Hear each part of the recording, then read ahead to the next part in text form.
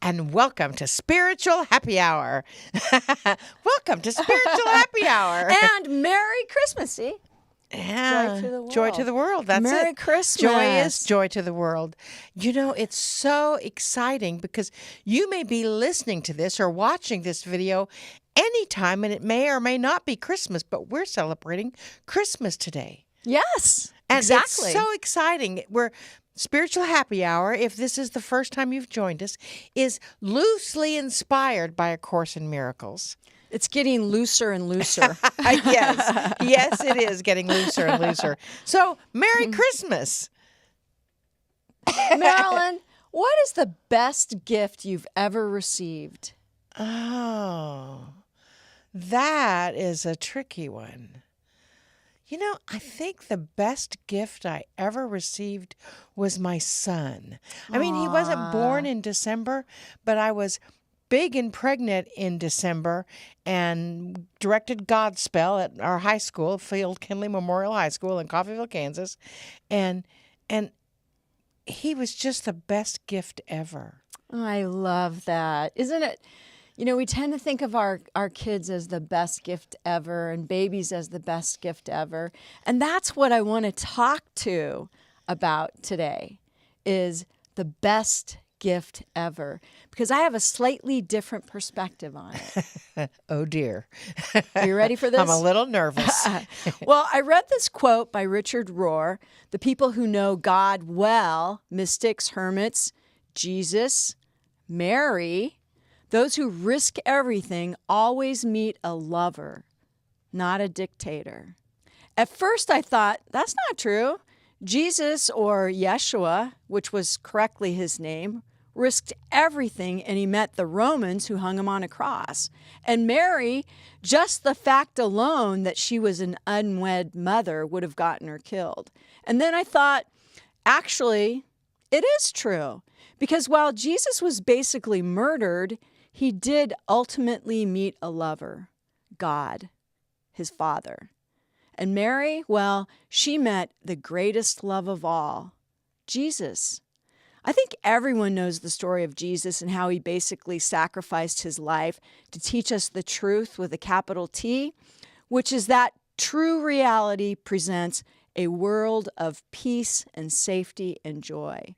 And since today is Christmas, I think it is a wonderful time to talk about Jesus and even his mother Mary, who may very well have been the best Christmas gift ever. Yes, Mary.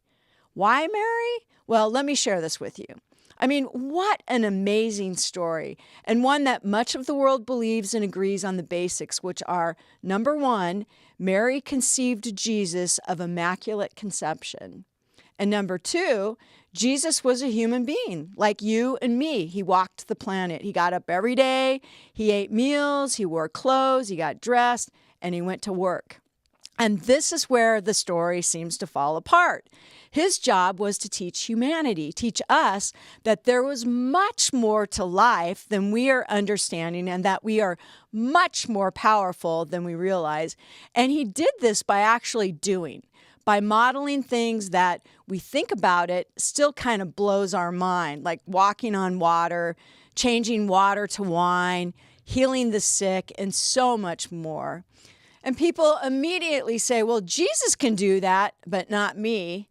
Whether you believe these stories truly happened or they're just a metaphor, which is also very interesting, doesn't really matter because the message is still the same. True reality, or love, presents a world of peace and safety and joy.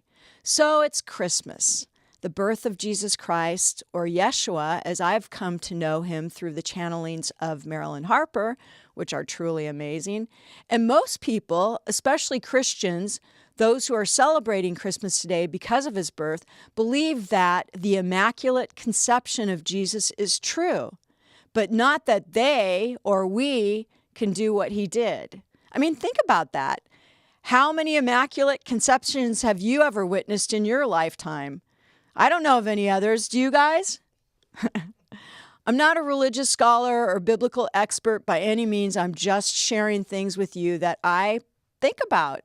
Things that I've come to better understand through A Course in Miracles, which is just one path to the truth. There are many. It just happens to be one that has helped me to understand reality and live a life of more peace, more safety, and more joy. And who doesn't want that, right?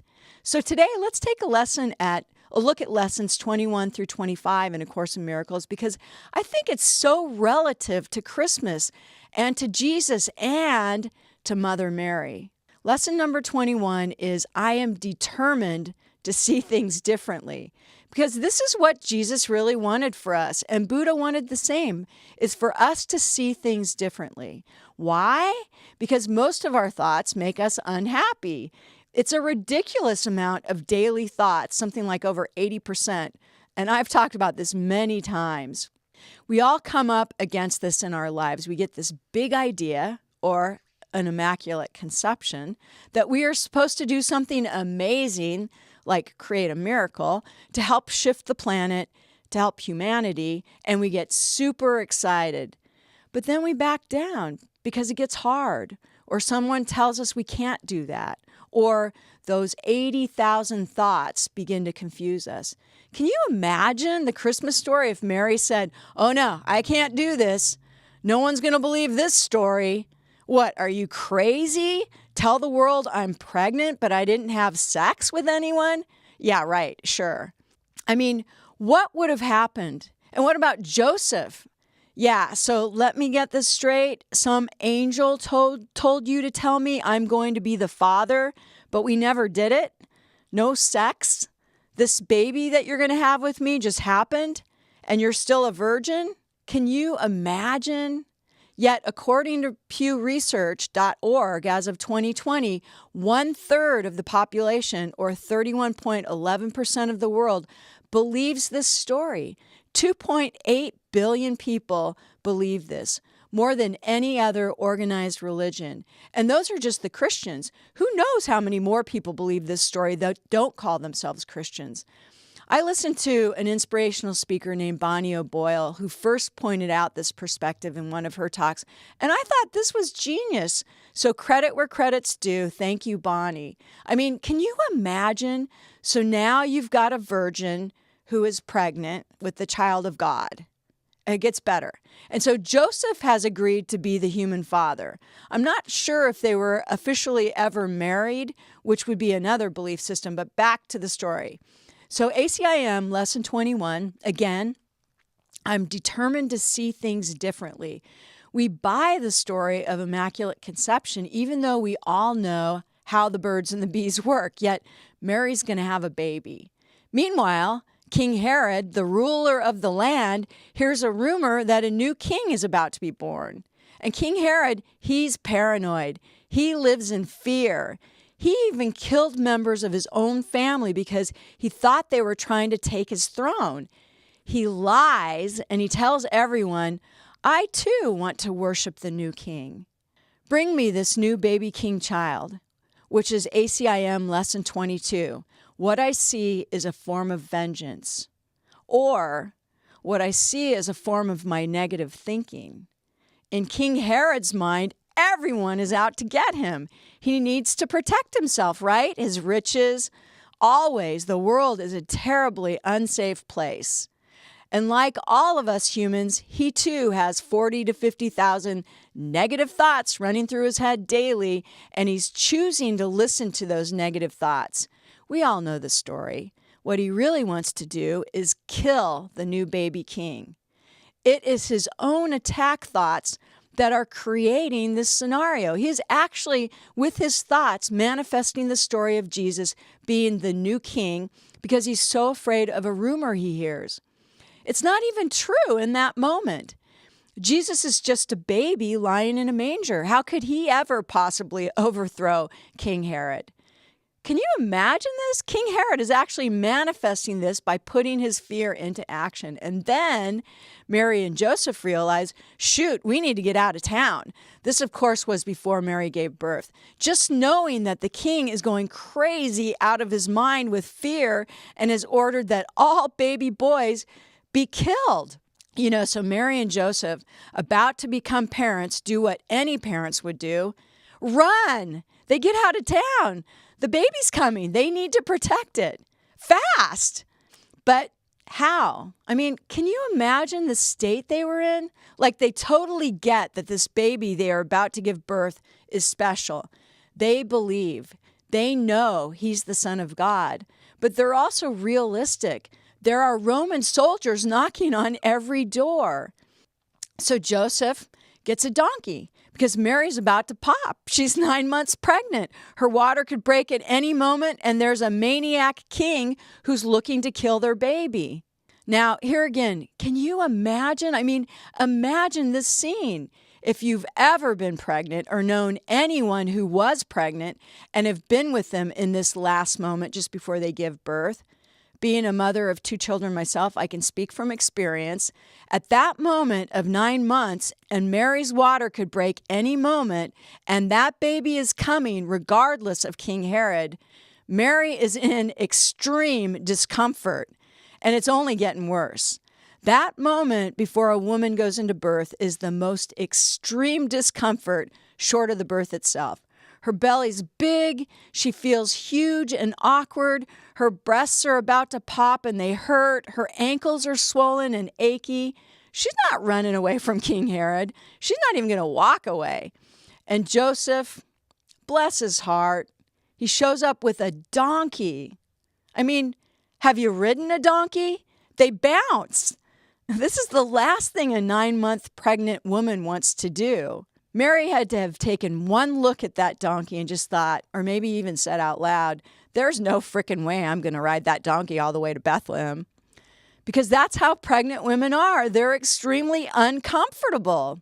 And then, as she realizes this is just how it's going to be and climbs up courageously on that donkey, and hours later, they finally bounce their way into Bethlehem. She's tired.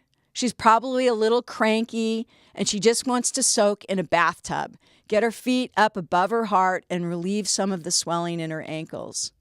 But guess what? The baby's coming. He's moving around. Maybe she's even dilating by now. Who knows? Maybe her water has even broke. And Joseph knows, I got to get her a room now. And he goes to all the inns and he inquires about a room for he and his very pregnant wife. I mean, he must have been begging, please, a broom closet, anything. But nope, no rooms at the inns. He must have been like, are you kidding me, God? This is not happening. I mean, we're about to give birth to your son. And this is where ACIM lesson number 23 comes in, about manifesting, because they need a place and they need it now. And lesson number 23 is, I can escape from this world by giving up attack thoughts. We see this in the movie The Matrix when Morpheus says there's a difference between knowing the path and walking the path. And this is really good news. It tells us that we can actually control the situation by controlling our thoughts, by walking the path. And Mary and Joseph, they were walking the path. So Joseph finally manages to secure a barn with a manger. I mean, good on Joseph, right? He manifested a space for Mary to give birth to his new baby. And the conversation could have gone something like this. Honey, I found a room. Yay. It's over there. And he points to a barn. Stop right there. Another thing about pregnant women, smells make them crazy. And what about the cleanliness? I mean, we're having a baby here. We need a sanitized, scrubbed space. There must have been manure and the smells associated with that, not to mention the rank odor of the animals sharing the space. But Mary didn't go there. She didn't start whining and making the situation worse. She walked the path. She gave up her attack thoughts and focused on the mission at hand. By focusing on love, she was literally able to escape all the thinking that could have potentially made that situation unbearable or worse, completely unsuccessful. She managed to relax enough to have the baby right there in that barn with all of the animals and all of the odors. Mind over matter, consciousness creates form. I mean, who knows? Maybe if they had gotten a room at the inn, that's more of what King Herod probably would have expected. and maybe Jesus would have been found and killed. Who would have suspected a barn? Well, Mary was able to forgive the situation, to look past what surely seemed like reality, and we all know what happened. Baby Jesus was born. Which brings me to lesson number 24. I do not perceive my own best interests. Let's face it, with those 80% negative thoughts we're all thinking daily and all of the stories we're literally making up about what could possibly go wrong, you got to just know that your brain doesn't always take the best course of action for the highest good of all. I mean, your brain is constantly distorting reality, constantly making up stories on the fly before they even exist. And this is where faith comes in. This is where getting still and trusting your intuition, even though it makes no earthly sense whatsoever, comes in. This is where the truth of the matter must have been that Joseph and Mary were encouraging each other to stay focused on the outcome. Focus on what they want, the baby, right? The mission at hand. And get really still and drop into their heart and remain in a place of love despite all of the chaos and craziness unfolding all around them. Let's rewind this story. This is what our brain will tell us. Now, we're in the barn with Joseph and Mary and all of the animals and all of the smells and the manure, and Mary's water is broke and she's dilating, and we see the head of the baby, and Joseph is telling her, push, push, this is happening. And right now is about the time she could have screamed to Joseph, you did this to me. Maybe, maybe not, who knows? Pregnant women do all kinds of things in response to pain, or just another word for fear, but Mary's walking the path. This was not about what Mary perceived as her best interests. I mean, obviously, right? A donkey ride for hours to a foreign city in a dirty barn to give birth to avoid a maniac trying to kill her baby? Who would choose that? No, this was a divine mission. It was about Mary and Joseph realizing this was so much bigger than both of them. This was about changing the world. And they believed this, even though they had no proof that the world would change because of this baby. ACIM lesson number 24 states specifically, I am willing to follow the guide God has given me to find out what my own best interests are, recognizing that I cannot perceive them by myself. Faith, right? Belief that the message Mary got from the angel was true. And that was Mary's job, to have this baby, no matter what. I mean, can you imagine Mary and Joseph? What have we got ourselves into? And maybe they did. Maybe they had moments of doubt along the way, but I'll bet not for long. Maybe they had moments of questioning and thinking, I can't do this. This is much bigger than me. I mean, they're human, right? That's part of the human experience. Doubt. Just another word for fear. Which brings me to the final ACIM lesson in this story, lesson number 25. Interesting, lesson number 25 for December 25th. Hadn't really thought about that before, but that's kind of cool. The lesson is, I do not know what anything is for. A Course in Miracles says, do not bend reality to your tiny experience or limit its purpose to your little personal thoughts. Tiny reality? A baby is born in a barn. I'm sure this happens more than we realize, but it's certainly not the norm. Limit its purpose? Babies are born every day. How many have had the impact on the planet that baby Jesus was about to have? To me, today, Christmas, is like the perfect story that God is trying to get through to us. And if you struggle with the word God or even Jesus, I totally get it. I did too. It's all part of the illusion that humanity has created and the meaning that we've given to these words. We've been taught that there's fear in God and pain in Jesus.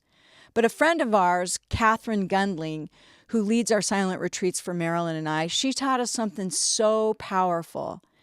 Just replace the word God or Jesus or Buddha or any of these religious names that seem to trigger people, and instead use the word love. Isn't that awesome?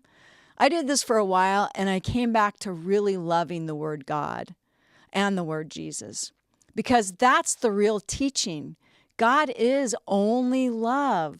Jesus is only love. And all that fear-based stuff, pain and suffering, that's man. That's the man-made illusion created here on earth to keep you afraid, because fear will block you from your power. Fear would have blocked the birth of baby Jesus. Fear will block you from your power of creation, of manifestation, of healing. But love will bring all of those things to you. ACIM lesson number 25, I do not know what anything is for. Basically, the Course is saying every single person, every single thing that happens is in your best interest. The Immaculate Conception, the donkey ride, the barn and the manger, even King Herod, all in Joseph, Jesus, and Mary's best interest. And the Course goes on to remind us the purpose I, or humanity, have given the world has led to a frightening picture of it. Think of King Herod. He was afraid that he would lose his power, that someone would take his riches. And in his fear, he quite literally got the word out about the baby king. You know how they say, all news is good news? Perfect example of it there. And that new baby king, his purpose was never to take King Herod's riches. That was never his intent. And who knew you could give birth to a king in a barn? Lesson number 25, I do not know what anything is for, goes on to say, let me open my mind to the world's real purpose by withdrawing the one I have given it and learning the truth about it. We so often sabotage our greatest missions in life. This is something I teach how to break through in my Mission Possible course on solopreneur.com. Mary and Joseph certainly could have sabotaged their mission had they let their minds get in the way. It would have been only Mary's mind that would have said, this barn is not sanitized. My baby will be born with disease. It's impossible to give birth here. Who knows? That could have been her manifestation. All fear, right? But that didn't happen. And Joseph at any time could have just said, this is ridiculous. I did not sign up for this, Mary. You did. You do it. I don't want any part on this. More fear, right? But that didn't happen either. And that night on Christmas, a healthy baby boy was born to Mary and Joseph and to the world because they believed in love. They believed God was love. They believed being the parents of Jesus, or Yeshua, which historians believe is his real name, and Marilyn's channelings of Yeshua, he's actually told us that. Mary and Joseph believed being Yeshua's parents was their mission on the planet, and a third of the world believes this or more. Whether you believe this story really happened or it's a metaphor doesn't really matter. What matters is who would walk in the shoes of Joseph? Who would walk in the shoes of Jesus or Yeshua? But really, who would walk in the shoes of Mary? Because remember, Mary could have been stoned to death at that time because she was an unwed mother. That was completely illegal. Only someone who really, really loves deeply. That's why I think Mary may well have been the best Christmas gift ever. As Richard Rohr said, that I quoted from the opening of my talk, the people who know God well, the mystics, the hermits, Mary, those who risk everything, always meet a lover, not a dictator. Here's to love and here's to Mary. Merry Christmas, everyone.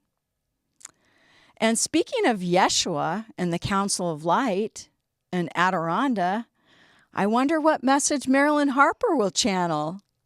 We're going to take a brief 5-minute or so max break when you can enjoy the music of Master Randy Luna, and then we will be back with a very special Christmas message from Marilyn and Adironnda and the Council of Light.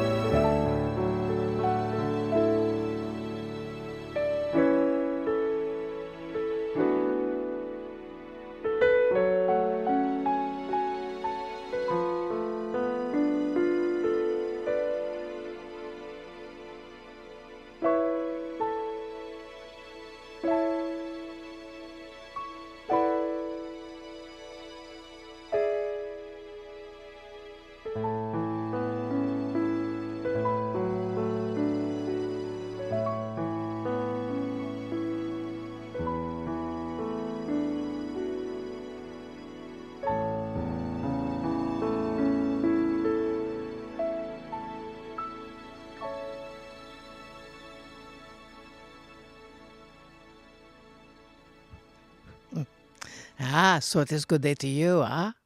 Ah, very good to see you and you and you and each of you here in virtual reality or no. Ah, in physical. Ah, dearest beings, your radiant light seems even more radiant today.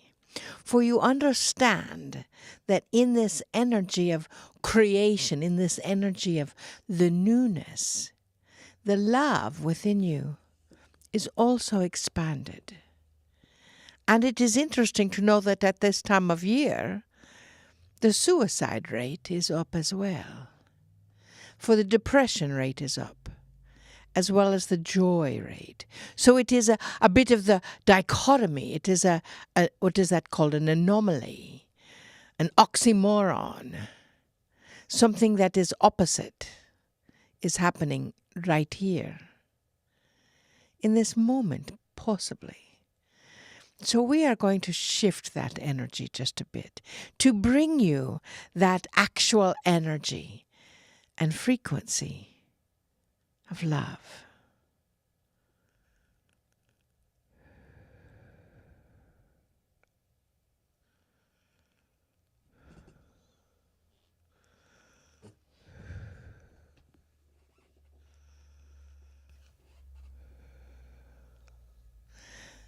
Dearly beloveds,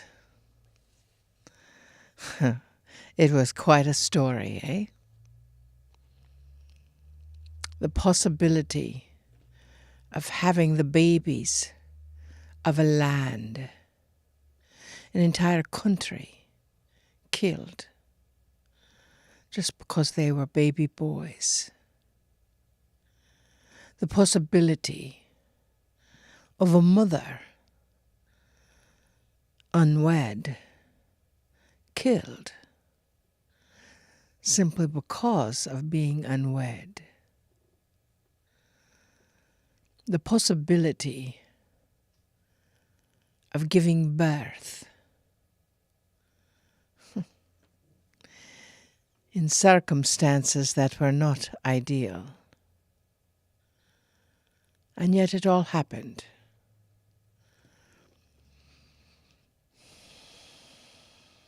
There are many who argue the fact today whether my birth was from a virgin or my birth was conceived in the traditional way, or whether my birth was conceived in the way of the Essenes, without that intercourse.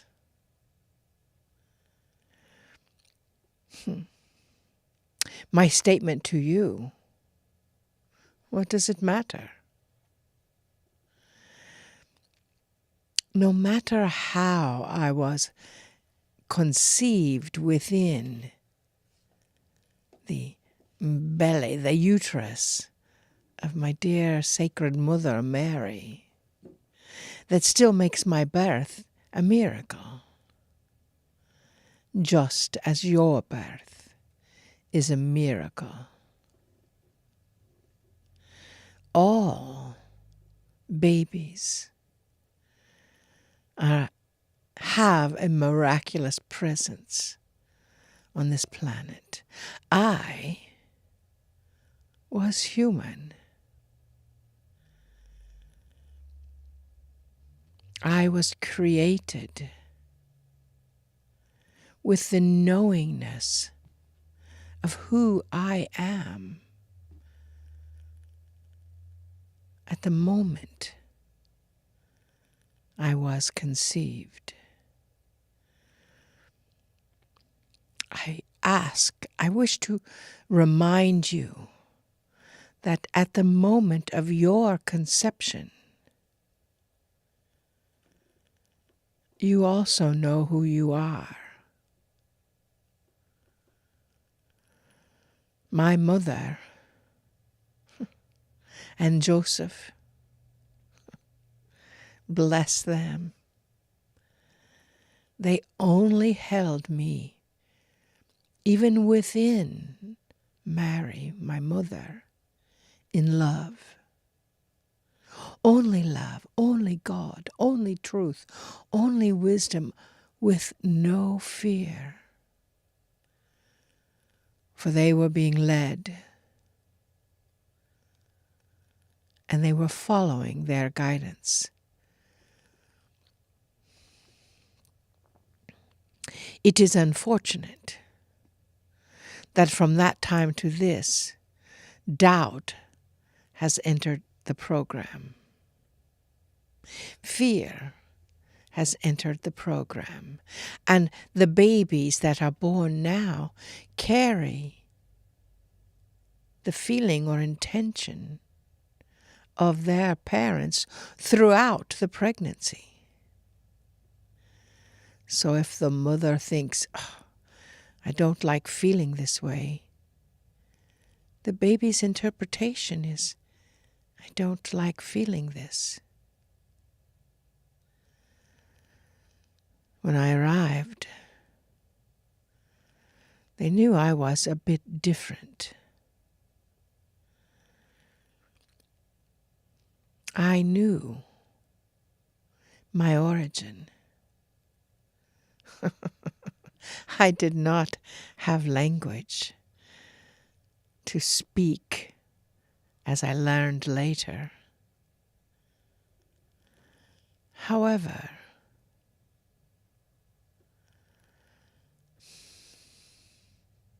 when that donkey with the broken tail, that someone had actually broken the bones and cartilage in his tail so it could no longer wag, as my mother was carrying me, I reached out to touch it, and the bones were healed. That was one of the first indications after I was born that I was a little unusual. I wish to tell you,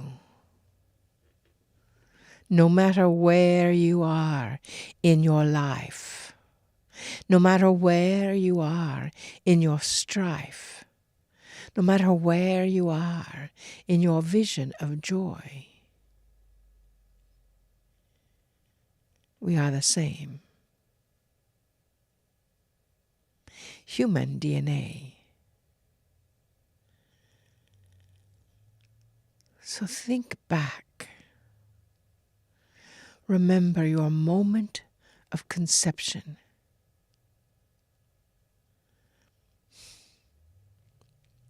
That was the moment when you knew who you were.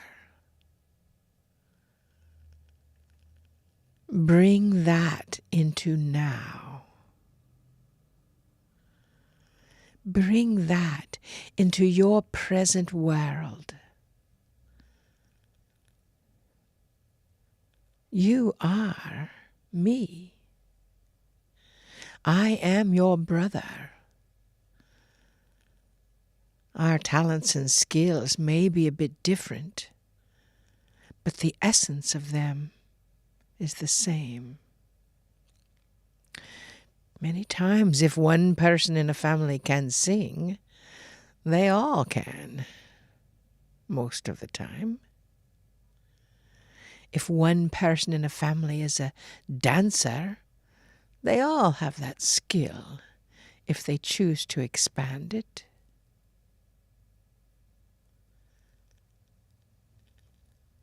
Why does it seem different with this family, with my brothers and sisters? It is not.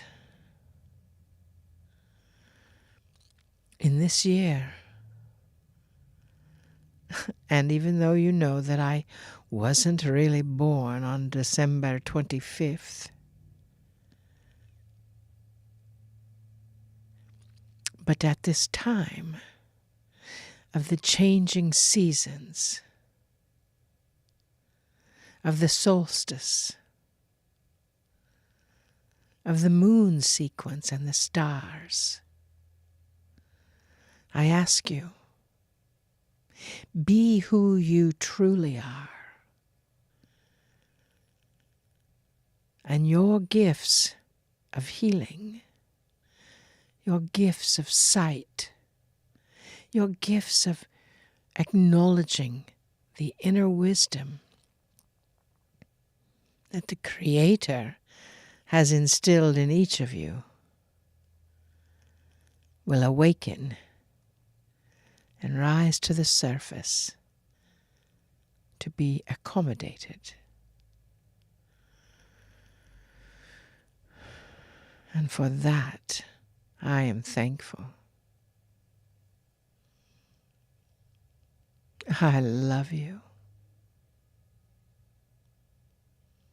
so much.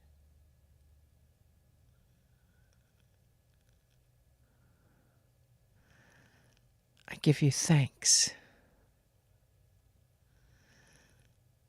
for your courage to be here at this time.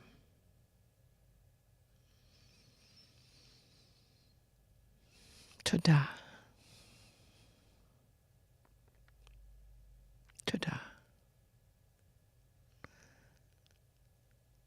Kadosh, kadosh, kadosh, Adonai, Savaot.